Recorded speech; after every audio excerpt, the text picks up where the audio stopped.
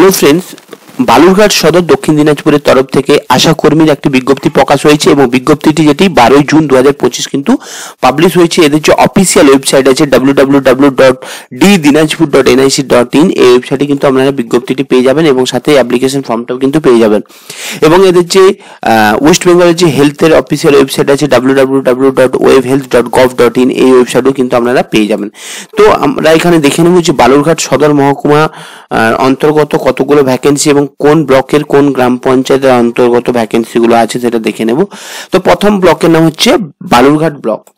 এখানে হচ্ছে গ্রাম পঞ্চায়েতের নাম অমৃত খণ্ড এবং সাব সেন্টার নাম পণ্ডিতপুর এবং গ্রামের নাম পণ্ডিতপুর। এখানে কিন্তু একজন আশাকর্মীর কিন্তু ভ্যাকেন্সি আছে এবং এটি কিন্তু অসংরক্ষিত মানে আনরিজার্ভ ক্যাটাগরিদের জন্য।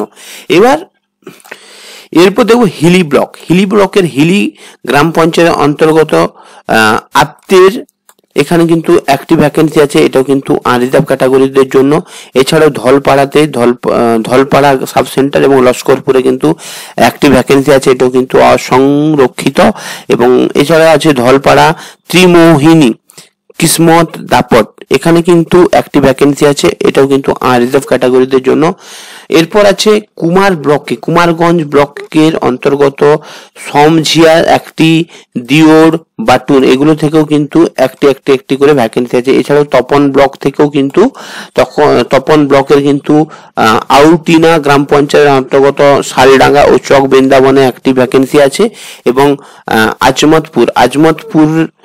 আজমতপুর গ্রাম পঞ্চায়েতের দাউদপুর গ্রামে কিন্তু একটি ভ্যাকেন্সি আছে। এগুলো কিন্তু সবই কিন্তু অসংরক্ষিত বা আনরিজার্ভ ক্যাটাগরিদের জন্য কিন্তু বিজ্ঞপ্তিটি প্রকাশ হয়েছে।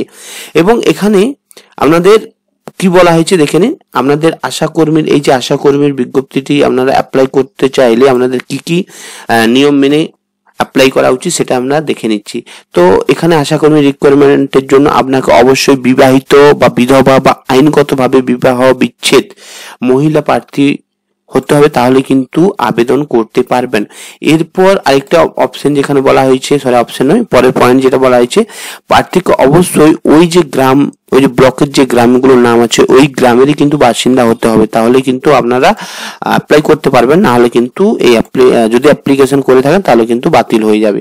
এরপর আপনারা যদি জেনারেল ক্যাটাগরি হয়ে থাকেন তাহলে 1/1/2025 তারিখ অনুযায়ী আপনাদের বয়স কিন্তু 30 বছর থেকে 40 বছরের মধ্যে হতে হবে। এরপর তপশিলি জাতি উপজাতির প্রার্থী হলে কিন্তু আপনাদের 1/1/2025 তারিখের মধ্যে কিন্তু আপনাদের 22 থেকে 40 বছরের মধ্যে কিন্তু হতে হবে। এরপর আপনারা যারা আবেদন করবেন তারা মাধ্যমিকে পাস হলেও চলবে বা মানে পরীক্ষায় বসলেও হবে। আপনি যদি ফেলও করেন তাহলেও কিন্তু আপনারা অ্যাপ্লিকেশন করতে পারবেন। এরপরে আছে কি না, আপনারা অবশ্যই যে মাধ্যমিক পাস তো বলা হয়েছে এখানে, তো আপনাদের কিন্তু মাধ্যমিকে আপনাদের 90% ওয়েটেজ থাকবে এবং ইন্টারভিউতে 10% ওয়েটেজ থাকবে। এবার আপনাদের যে মার্কস আছে তার বেসিসে কিন্তু আপনাদের সিলেকশন হওয়ার পসিবিলিটি আছে। এরপর আপনারা যদি কোনো ফর্মটি যখন ফিল আপ করবেন সেটা যদি অসম্পূর্ণ বা ভুল হয়ে থাকে তাহলে কিন্তু আপনাদের যে অ্যাপ্লিকেশনটা সেটা কিন্তু বাতিল হয়ে যাবে। এবং কি বলা হয়েছে এখানে, আপনারা আবেদনটি যে জমা দেবেন নির্দিষ্ট যে সময় দেওয়া আছে সেই সময়ের মধ্যে আপনাদের যে নিকটবর্তী বিডিও অফিস আছে সেখানে গিয়ে কিন্তু আপনাদের আবেদনপত্র জমা দিতে হবে। এবং যদি এটা আবেদনপত্রে যে নির্দিষ্ট সময় তার বাইরে যদি যান তাহলে কিন্তু আপনাদের এই ফর্মটি বাতিল হয়ে যাবে।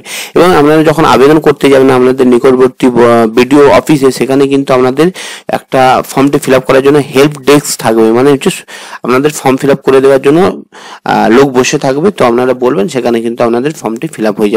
এবং ফর্মটি কতদিন পর্যন্ত ফিল আপ চলবে দেখুন, এখানে 10 জুলাই 2025 বিকেল 5টা পর্যন্ত কিন্তু আপনাদের ফর্ম জমা নেওয়া হবে বিডিও অফিসে। আপনাদের যে নিকটবর্তী বিডিও অফিস আছে সেখানে আপনাদের জমা নেওয়া হবে। এবার ছুটির দিন কিন্তু যদি থেকে থাকে 10 তারিখ তাহলে কিন্তু আপনাদের 9 তারিখের মধ্যে যেতে হবে। এরপর আমরা দেখে নেব যে আশাকর্মী যে আপনারা অ্যাপ্লাই করবেন, তো অ্যাপ্লিকেশন ফর্মটাতে কি বলা হয়েছে এবং কিভাবে পূরণ করবেন সেটা আমি এই ভিডিওতে বলে দিচ্ছি। এখানে দেখুন, এটা হচ্ছে ক্রেডিটেড সোশ্যাল হেলথ অ্যাক্টিভিস্ট বা আশা পদের দরখাস্তের যে আবেদনপত্র সেটা। তো আপনাদের যে মহকুমা, এটা যেহেতু মহকুমা বালুরঘাট সদর দক্ষিণ দিনাজপুর, তো এটা যেমন আছে তেমনই থাকবে, জেলাও কিন্তু দক্ষিণ দিনাজপুর। এরপর যে আপনারা ব্লক, আপনাদের যে ব্লক এখানে যে দেওয়া আছে, দেখুন এই যে এখানে যে ব্লকগুলো দেওয়া আছে, আপনারা যেই ব্লকের অন্তর্গত এবং যেই গ্রাম পঞ্চায়েতের অন্তর্গত এবং যেই গ্রামের অন্তর্গত সেগুলো একটু দেখে নিন। এখানে কি বলা হয়েছে যে আপনারা যেই ব্লকের অন্তর্গত সেই ব্লকের নাম এখানে দেবেন, এবং আপনাদের যে সাব সেন্টারের অন্তর্গত সেই সাব সেন্টার, মানে এই যে দেখুন এই যে এগুলো কিন্তু সাব সেন্টার, এই যে এগুলো কিন্তু সাব সেন্টার, এই সাব সেন্টার গুলো কিন্তু আপনারা এখানে লিখে নেবেন। এরপর দেখুন এখানে আপনারা কিন্তু একটা পাসপোর্ট, রঙিন পাসপোর্ট ছবি দিতে হবে, এবং সেখানে কিন্তু আপনারা অ্যাটেস্টেড করে দেবেন, মানে একটা ছবিটা চিপকে দিয়ে তার উপর কিন্তু আপনাকে সিগনেচার করে দিতে হবে। এরপর এখানে আবেদনকারীর নাম, মানে আপনার নাম দেবেন, আপনার বাবার নাম দেবেন, আপনার স্বামীর নাম দেবেন এখানেই। তারপরে ঠিকানা যেখানে বলা হয়েছে গ্রাম, নিজের গ্রামের নাম, পোস্ট অফিসের নাম, নিজের থানার নাম, জেলা এবং পিনকোড, যে 6 সংখ্যার যে পিনকোড সেটা দেবেন, এবং আপনার যে মোবাইল নাম্বার আছে সেটা এখানে ইনপুট করবেন। এরপর যে জন্ম তারিখ বলা হয়েছে, আপনার যে সঠিক যে আইডেন্টি কার্ড আছে, ধরুন আধার কার্ড বলুন বা ভোটার কার্ড, তো আধার কার্ড দিয়েই করা কিন্তু উচিত। তো আপনাদের যে আধার কার্ডের সঠিক যে ডেট অফ বার্থ আছে সেটা কিন্তু আপনারা এখানে দিয়ে দিবেন, এবং 1/1/2025 তারিখ অনুযায়ী আপনার যে বয়স কত, মাস কত, দিন কত সেটা কিন্তু আপনারা এখানে ক্যালকুলেট করে লিখে দেবেন। এরপর আপনাদের যেহেতু এটা মাধ্যমিক পাসের উপর, মাধ্যমিক বা সমতুল্য পরীক্ষার জন্য এটা এলিজিবল ক্রাইটেরিয়া আছে, তো মাধ্যমিকের এখানে পরীক্ষার নাম দেবেন, বোর্ডের নাম দেবেন, যে West Bengal board of secondary education, এই বোর্ডের নাম লিখবেন। অ্যাডমিট কার্ড, আপনার যে 10-এর যে অ্যাডমিট কার্ড আছে সেখানে অ্যাডমিট কার্ডের রোল নাম্বারটা লিখবেন, পরীক্ষায় কত সালে পরীক্ষায় বসেছিলেন সেই সালটা, এবং মোট নাম্বার কত পেয়েছিলেন সেটা লিখবেন, এবং পার্সেন্টেজ কত সেটাও লিখে দেবেন। এরপর যদি আপনাদের উচ্চতর শিক্ষাগত যোগ্যতা থাকে, যেমন হচ্ছে উচ্চ মাধ্যমিক বা স্নাতক বা স্নাতকোত্তর যদি থেকে থাকে, তো এখানে পরপর আপনার এইচএস এর নাম, এইচএস, আপনার হচ্ছে বোর্ডের নাম, রোল নাম্বার, বয়স, পরীক্ষা কত সালে বসেছেন এবং টোটাল নাম্বারটা কত সেটা লিখে দেবেন।